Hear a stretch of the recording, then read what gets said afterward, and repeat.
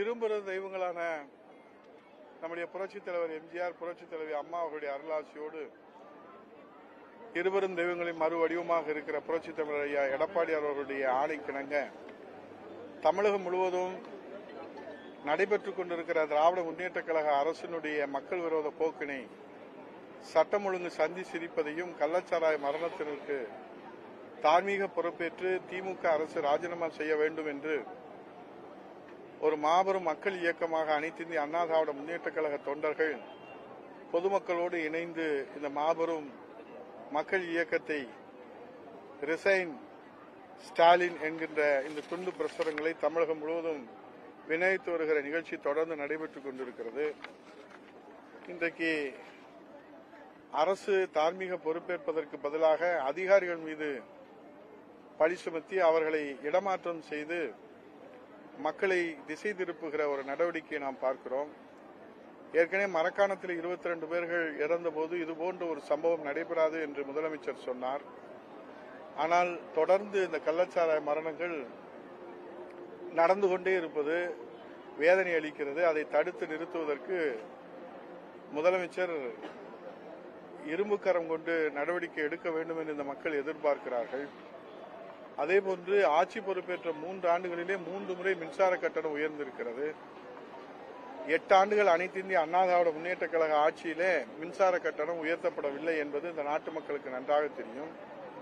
ஆனால் 3 ஆண்டுகளிலே 3 முறை மின்சார கட்டணத்தை உயர்த்தி மக்கள் மீது இரட்டை சுமையை நேரடியாக மின் பயனாற்றிகளுக்கு மின்சார கட்டணம் உயர்வு என்பது ஒரு சுமை என்றால், உற்பத்தி பொருள்களிலே தொழிற்சாலைகளுக்கு மின்சார கட்டணம் அதிகப்படுத்தி இருக்கிற காரணத்தினாலே இன்றைக்கு உற்பத்தி பொருள்களுடைய விலை அதிகமாக போது விலைவாசி உயர்கிறது. அதன் மூலமாக மறைமுகமாக ஒரு சுமை, இரட்டை சுமை தமிழ்நாட்டு மக்கள் மீது திணிக்கப்பட்டிருக்கிறது. இது வேதனையின் உச்சம்.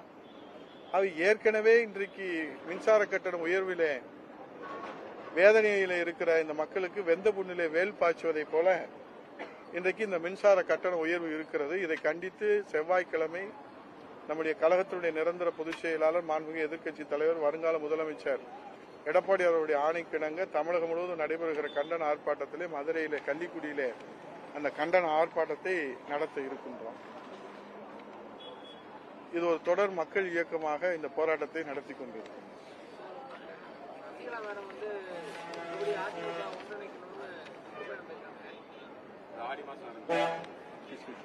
பழனிசாமி சாரும் கொஞ்சம் இறங்கி வர மாதிரியான ஒரு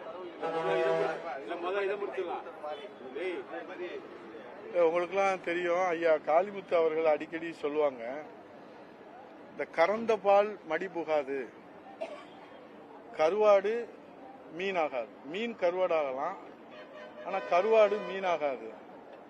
இப்ப இருக்கிற நிலைமை என்னன்னா, கறந்த பால் மடி புகாது, கருவாடு மீனாகாது.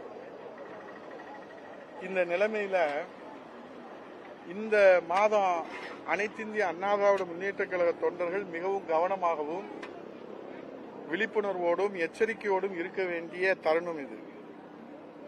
இந்திய தேசத்திற்கு மகாத்மா காந்தி அவர்கள், தேசத்தின் தந்தை, சுதந்திரம் வாங்கி கொடுத்து 75 ஆண்டுகள் சுவாச காற்றை நாம் சுவாசிக்கிறோம். நேதாஜி சுபாஷ் சந்திர போஸ் அவர்கள் இந்திய தேசிய ராணுவத்தை அமைத்து போராடி இந்த சுதந்திரத்தை பெற்றுக் கொடுத்து பிரிட்டிஷ் ஏகாதிபத்தியத்திலிருந்து சுதந்திர காற்றை சுவாசிக்கிறோம் 75 ஆண்டுகள். 17/10/1972 மன்னாதி மன்னன் மக்கள் கழகம் பொன்மன தலைவன் புரட்சித் தலைவர் ஏழைவர்களுக்காக, எளியவர்களுக்காக, சாமானியர்களுக்காக, உழைக்கின்ற மக்களுக்காக, ஒடுக்கப்பட்ட மக்களுக்காக இந்த இயக்கத்தை புரட்சித் தலைவர் தொடங்கினார். தொடங்கிய காலத்திலிருந்து அவர் கோட்டையிலே முதலமைச்சராகத்தான் தன் ஆயுள் முழுவதும் இருந்தார். அப்படிப்பட்ட மகத்தான மக்கள் இயக்கம் அனைத்து இந்திய அண்ணா திராவிட முன்னேற்ற கழகம்.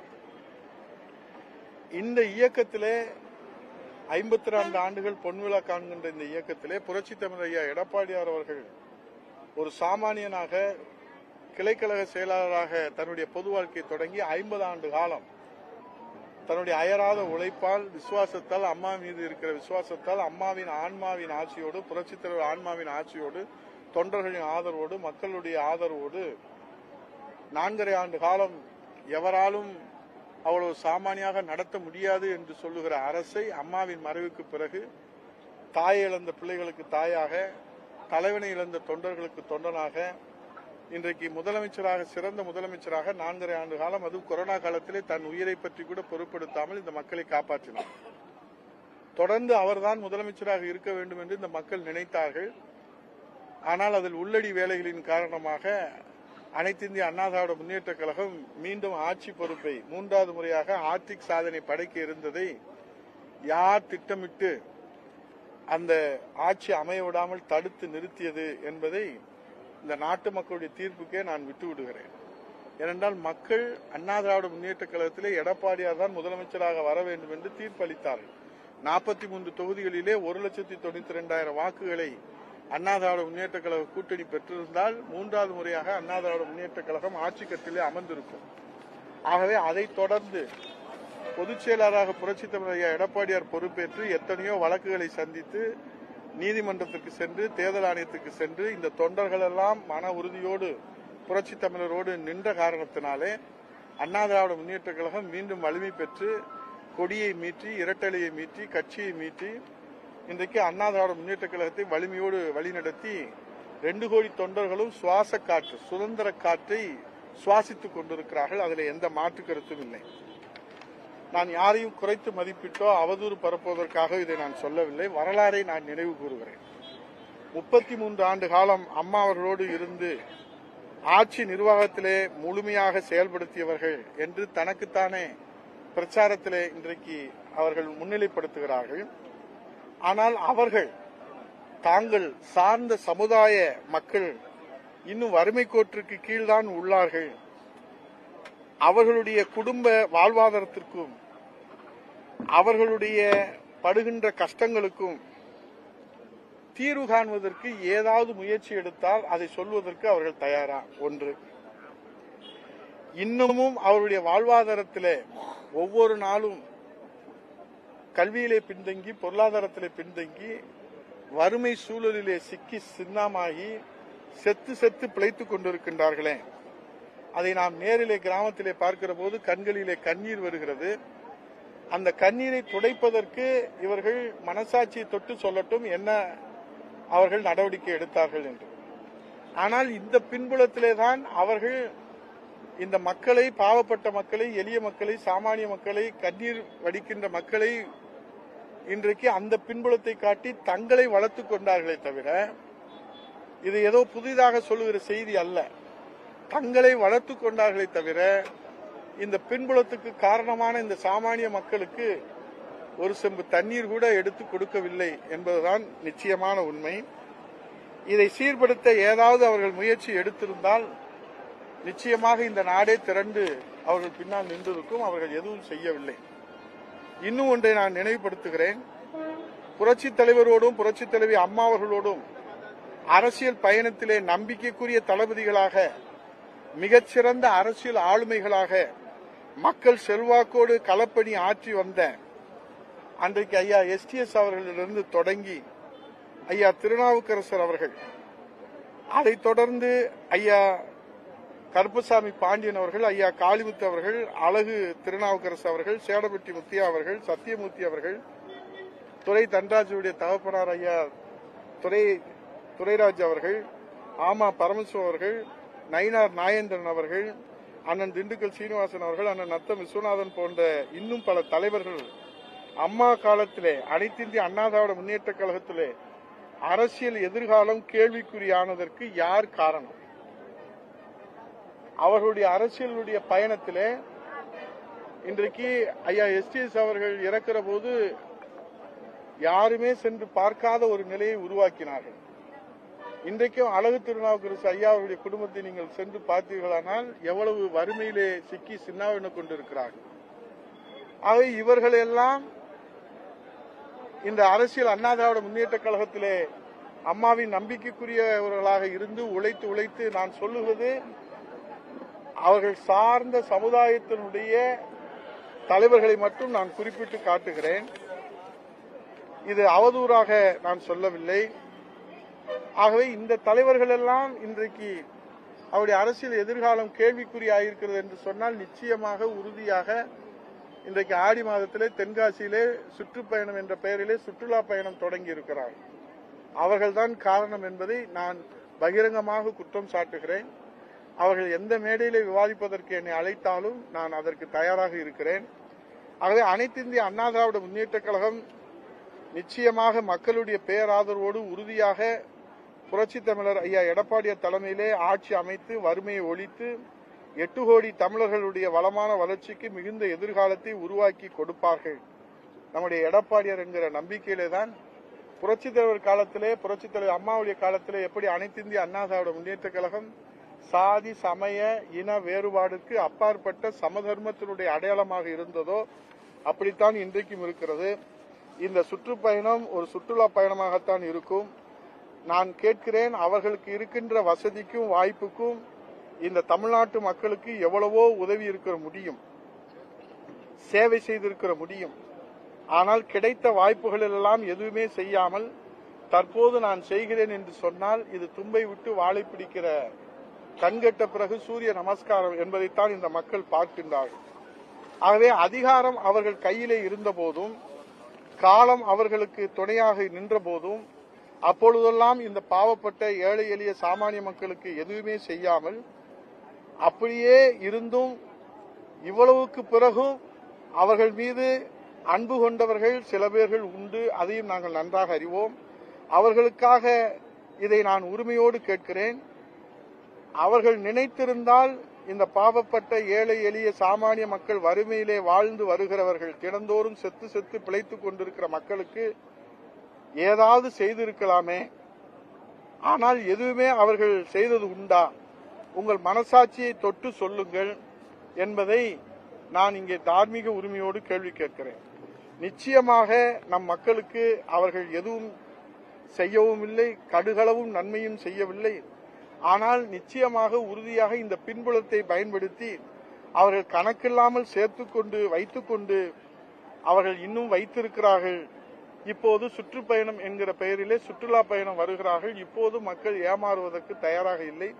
ஆகவே தமிழ்நாட்டு மக்களும் சரி, நம்முடைய அனைத்து இந்திய அண்ணா திராவிட முன்னேற்ற கழக தொண்டர்களும் சரி, அவர்கள் மிகவும் எச்சரிக்கையாகவும் கவனமாகவும் விழிப்புணர்வோடும் இருக்க வேண்டிய தருணம் இது என்பதை நான் தெரிவித்துக் கொள்கிறேன்.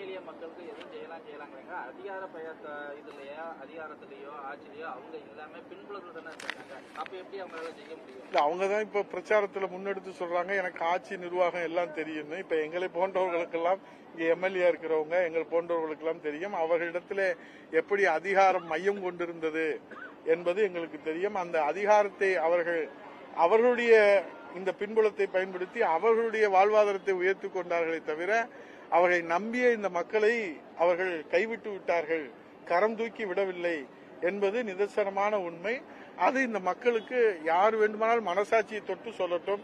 அவர்களால் பலனடைந்தவர்கள், அவர்களால் வாழ்வு பெற்றவர்கள், அவர்களால் உதவி பெற்றவர்கள், அவர்களால் சேவை பெற்றவர்கள், அவர்களால் வாழ்வு மலர்ந்தவர்கள் என்று யாராவது பட்டியலிட்டு சொன்னால் அதை நான் விவாதிப்பதற்கு தயாராக இருக்கிறேன்.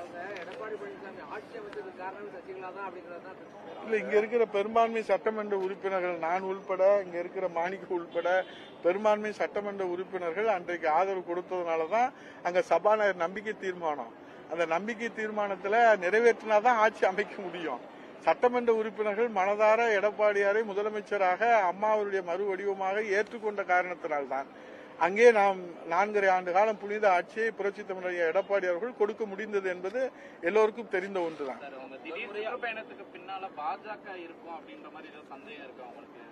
இல்ல, யார் இருந்தாலும் நம்ம எச்சரிக்கையா இருக்கணும். அண்ணா திராவிட முன்னேற்ற கழகம் ஒற்றுமையோடு வலிமையோடு இப்போது சரியான பாதையிலே, வெற்றி பாதையிலே சென்று கொண்டிருக்கிறது 2026. ஏன்னா இத்தனை பேருமே எல்லாருமே யாரை தாக்குறாங்க, எல்லாருமே எதை விவாதிக்கிறாங்க, எல்லாமே யாரை பற்றி பேசுறாங்க? எடப்பாடியாரை தான் பேசுறாங்க, அண்ணா திராவிட முன்னேற்ற கழகத்தை தான் பேசுறாங்க. ஏன்னா இது ஒரு மக்கள் இயக்கம். இந்த மக்கள் இயக்கத்திலே ஏதேனும் பின்னடைவை ஏற்படுத்தி விடலாமா என்று பகல் கனவு காண்கிறவர்களுக்கு நிச்சயமாக பலன் கிடைக்காது என்பதுதான் என்னுடைய கருத்து. எடப்பாடி வேண்டாம்னு சொல்லல, எல்லாரும் ஒன்றிணைஞ்சு வாங்கன்னு சொல்றாங்க. அதுல என்ன உங்களுக்கு சிரமம் வந்துரும்? அனைத்து இந்திய அண்ணா திராவிட முன்னேற்ற கழகத்தில் சட்டத்திட்ட விதிகளின்படி பொதுக்குழு தான் அதிகார மையம். அதிகாரம் படைத்திருக்கிற அந்த பொதுக்குழு நம்முடைய புரட்சித் தலைவர் எடப்பாடியாரை பொதுச் செயலாளராக தேர்ந்தெடுத்தார். தேர்தல் ஆணையம் ஏற்றுக்கொண்டது, நீதிமன்றமும் அறிவித்தது. உச்ச நீதிமன்றத்துடைய தீர்ப்பு பொதுச் செயலாளராக இங்க புரட்சித் தலைவர் ஐயா எடப்பாடியார் அம்மாவுடைய திருக்கோயிலுக்கு வருகிற போது உச்ச நீதிமன்ற தீர்ப்பு வந்தது 51 சமத்துவ சமுதாய திருமணத்தப்பா. இப்ப அந்த உச்ச நீதிமன்ற தீர்ப்பை மதிக்கணுமா வேண்டாமா?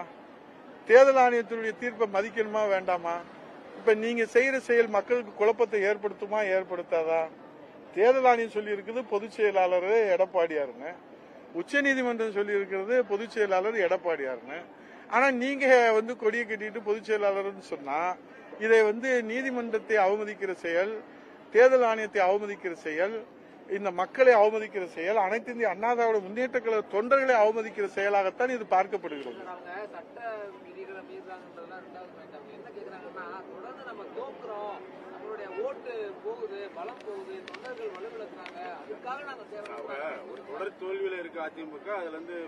போன சட்டமன்றத்தில் தேர்தல் அப்போ 2021 அவங்க தான் அறிவிச்சாங்க, நான் அரசியலிருந்து ஓய்வு பெற்றுக் கொள்கிறேன், விலகிக் கொள்கிறேன் என்று அவர்கள் அறிவித்தார்கள். இப்போது திடீரென்று அவர்கள் அரசியலில் குதிக்கிறேன் என்று சொல்லுகிறார்கள். அப்படியானால் எதை எடுத்துக்கொள்வது? அன்றைக்கு ஓய்வு பெறுகிறேன் என்று சொன்ன அதை எடுத்துக்கொள்வதா, இன்றைக்கு அரசியலில் குதிக்கிறேன் என்று சொல்வதை எடுத்துக்கொள்வதா? இதனால் மக்களுக்கு குழப்பம் வருமா அல்லது ஒரு தீர்க்கமான வழி ஏற்படுமா?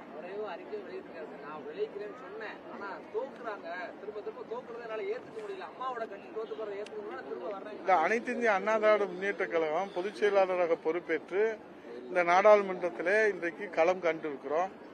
இது பாரத பிரதமருக்கான தேர்தல். ஒரு புறத்திலே மோடி அவர்களும் ஒரு புறத்திலே ராகுல் அவர்களையும் தான் முன்னிலைப்படுத்தி பிரச்சாரம் செய்தார்கள்.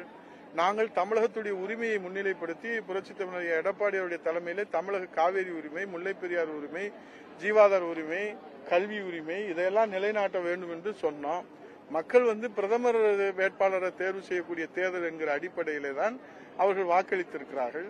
ஆகவே அதான் புரட்சித் தலைவர் எடப்பாடியார் சொன்னார், இந்த தேர்தலிலே எங்களுக்கு பாடம் கற்பிக்கப்பட்டிருக்கிறது, நாங்கள் இதை ஒரு பாடமாக எடுத்துக்கொண்டு வருகிற தேர்தலிலே தேர்தல் வியூகம் வைத்து முதலமைச்சர் வேட்பாளராக புரட்சித் தலைவர் எடப்பாடியாரை முன்னிலைப்படுத்தி இந்த நாட்டு மக்களுடைய எண்ணங்களை நிறைவேற்றுகின்ற வகையிலே எங்களுடைய தேர்தல் பணி, எங்களுடைய தேர்தல் களம் அமையும் என்பதை நாங்கள் தெளிவான பாதையிலே சென்று கொண்டிருக்கிறோம். ஆகவே இதில் எந்த விதமான குழப்பமும் இல்லை.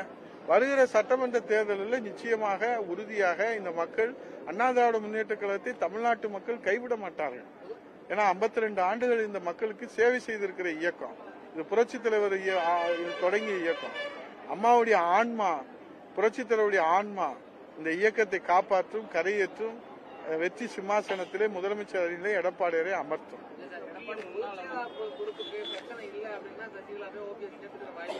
இல்ல, இதுல எல்லாரையுமே தாய் உள்ளத்தோடு புரட்சி தமிழர் எடப்பாடியார் உழைக்கிறவர்களை, துணை நிற்கிறவர்களை, காப்பாற்றுவர்களை எல்லாமே சேர்ப்பதற்கு தயாராக இருக்கிறாங்க. அது ஒன்றும் மாற்று கருத்து இல்லை. ஆனால் இது கறந்த பால் மடி புகாது, கருவாடு மீனாகாது, அவ்வளவுதான். அதை இதுல வாய்ப்புகள் இல்லை என்பதை அவரே பலமுறை சொல்லியிருக்கிறார். இன்னும் பெருந்தன்மையாக அவர் பெரியவராக அம்மையார் ஜானகி அம்மையார் அவர்கள் எடுத்த அந்த முடிவை முன்மாதிரியாக கொண்டு அவர்கள் இந்த ஆட்சி வாக்கு சதவீதம் உயர வேண்டும் என்று தூய எண்ணத்தோடு நினைக்கிறார். ஆட்சி மலர வேண்டும் என்று நினைக்கிறார். அம்மாவுடைய ஆட்சி மலர வேண்டும், இரட்டையில வெற்றி பெற வேண்டும் என்று நினைக்கிறார். அதற்கு அவர் ஆதரவு கொடுத்து அவர் வாழ்த்தலாம் என்பதை புரட்சித் தமிழர் எடப்பாடியாரை, ஜானகி அம்மையாரை முன்மாதிரியாக கொண்டு அவர் செயல்பட்டால் 2 கோடி தொண்டர்களும் வரவேற்பார்கள் என்பதை புரட்சித் தமிழர் எடப்பாடியார் பொதுச் செயலாளர் தெளிவாக சொல்லியிருக்கிறார். அமைச்சர்கள் பலரே இந்த கருத்தை வலியுறுத்தி அவரை சந்திச்சு இது பண்றதா சொல்றாங்க. அந்த தகவல் உண்மையா? யாரு எப்படி சொன்னாங்க, எங்க சொன்னாங்க? நீங்க தான் சொல்றீங்க. ஊடகத்துலதான் நீங்க பரபரப்பு செய்திகளுக்காக சொல்றீங்களே தவிர யாரும் சொன்னதா, யாரும் எங்கேயும் பேசினதா எங்களுக்கு தெரியல. இல்ல, அதுல பேசினதுதான் நான் இப்ப உங்ககிட்ட சொல்றேன். நீங்க உள்ள நடக்கிறது ஒண்ணு, வெளியே பேசுறது ஒண்ணு. உங்களுக்கு எந்த ஆதாரத்துல நீங்க வெளியிடுறீங்கன்னு தெரியல. இப்ப ராமநாதபுரத்துல நான் கலந்துகிட்டேன் பொறுப்பாளர் முறையில. நாங்க உள்ள பேசிக்கிட்டு இருக்கிறோம். எல்லாருமே ஐயா சேர்த்துடாதீங்க, நாங்க சுதந்திர காற்று சுவாசிக்கிறோம், எங்களுக்கு இப்பதான் எங்களுக்கு உழைப்புக்கேற்ற அங்கீகாரம் நீங்க கொடுக்குறீங்க, நேரடியா எங்களை பாக்குறீங்க, நாங்க உங்களை நேரடியா பாக்குறோம், எங்களுக்கு இப்பதான் எங்களுக்கு நம்பிக்கை வந்திருக்குது, ஒரு புதிய நம்பிக்கை ஏற்படுத்திருக்குன்னு சொல்றாங்க. ஆனா வெளியே பார்த்தா செய்தி வேற மாதிரி போடுறாங்க. இதை யாரை நாங்க குறை சொல்றது, யாரை குற்றம் சொல்றது? அது உண்மை நடந்தது, அதுல பங்கேற்றவன் நான் தான் சாட்சியாக இருக்கிறேன். அதுதான் நான் சொல்றேன். எந்த இடத்துலயும் யாரும் எந்த நிர்வாகியும் எந்த தொண்டரும் வலியுறுத்தல, யாருமே அதை கோரிக்கையா வைக்கல.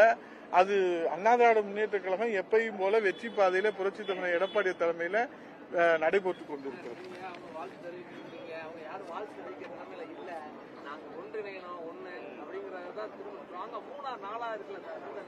அப்படி இல்ல, நீங்க ஊடகங்கள் தான் அப்படி செய்றீங்களோ தவிர மக்கள் எல்லாமே அண்ணா திராவிட முன்னேற்ற கழகம் ஒற்றுமையோடு வலிமையோடு எடப்பாடியார் தலைமையிலே பணியாற்றி கொண்டிருக்கிறது என்பதை அங்கொன்று இங்கொன்றுமாக இருப்பதை நாம் முழுமையான உதாரணமாக எடுத்துக்கொள்ளக்கூடாது. ஆகவே இந்த எக்ஸப்ஷனல் கேசஸ் அதை நீங்க ஒரு ஒரு ஒரு முழுமையான முடிவா தீர்வா கொண்டு வர முடியாது. ஆகவே இது அண்ணா திராவிட முன்னேற்ற கழகம் எடப்பாடியார் தலைமையில இன்றைக்கு தொண்டர்கள் பயணிப்பதற்கு மன சுத்தியா மன உறுதியா உழைப்பதற்கு தயாராக இருக்கிறாங்க. அண்ணா திராவிட முன்னேற்ற கழகத்தை ஆதரிப்பதற்கு மக்கள் தயாராக இருக்கிறாங்க. இதுல எல்லோரும் வாழ்த்துவதற்கும் எல்லோரும் துணை நிற்பதற்கும் எந்த தடையும் இல்லை. ஆனால் அதில் யாரேனும் இடையூறு ஏற்படுத்த வேண்டும் நினைத்தால் அதற்கு அண்ணா திராவிட முன்னேற்ற கழக தொண்டர்களும் இந்த மக்களும் இடமளிக்க மாட்டார்கள். அவர்கள் கனவு பகல் கனவாக முடியும். அதான் நேரத்தை சொல்லிட்டாருல, எங்க அண்ணன் சொல்லிட்டாருல, எங்க அண்ணன் சொல்லிட்டாரு.